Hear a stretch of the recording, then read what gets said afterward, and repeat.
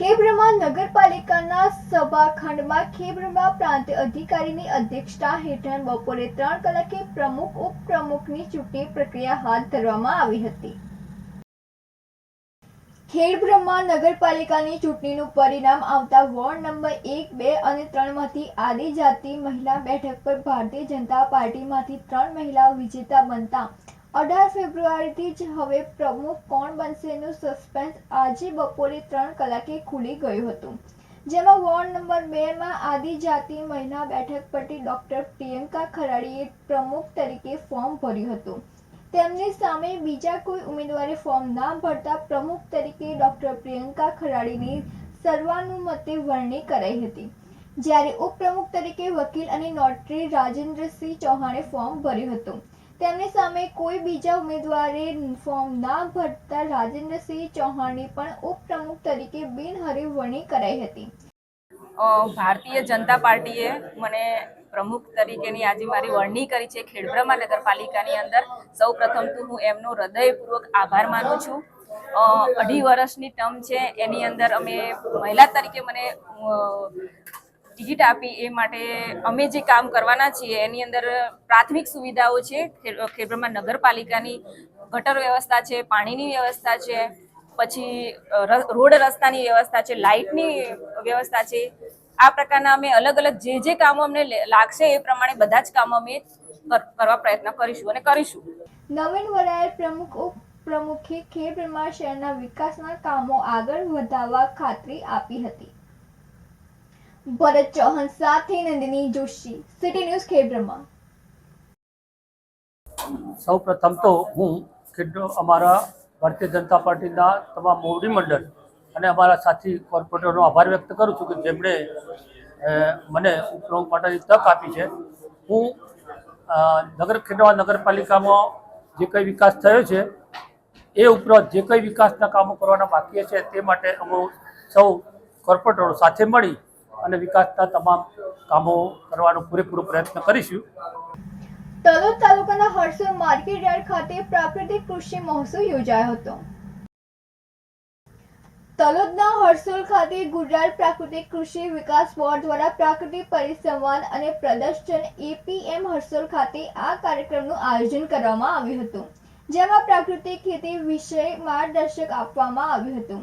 જેમાં એગ્રીકલ્ચર કે technology management તેમજ પ્રાકૃતિક ખેતી માહિતી માટે અલગ 16 જેટલા સ્ટોલ ઊભા કરીને ખેડૂતોને પ્રાકૃતિક ખેતી વિશે માહિતી આપ્યું હતું.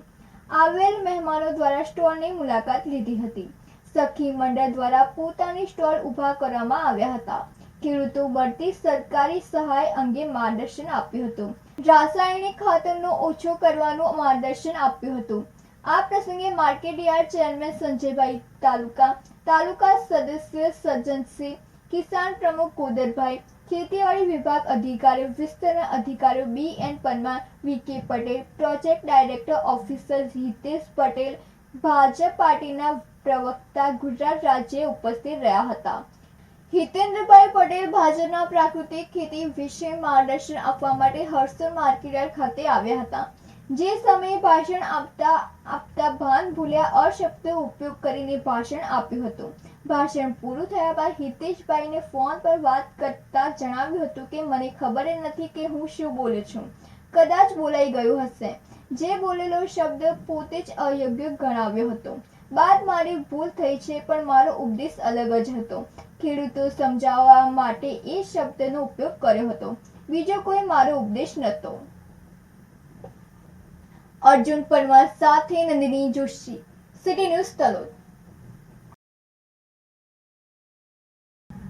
તલોદ ખાતે નગરપાલિકામાં પ્રમુખ અને ઉપપ્રમુખ ચૂંટણી યોજાઈ હતી. જેમાં નગરપાલિકાના હોલ ખાતે ચૂંટણીનું આયોજન કરવામાં આવ્યું હતું અને તલોદ નગરપાલિકા પ્રમુખ ઉપપ્રમુખની વરણી કરવામાં આવી હતી.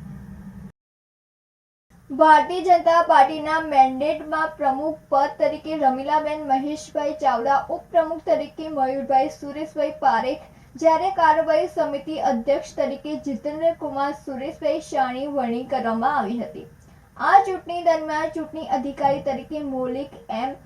ડોંગા અને તલોદ નગરપાલિકા ચીફ ઓફિસરની અધ્યક્ષતામાં ચૂંટણી યોજાઈ હતી.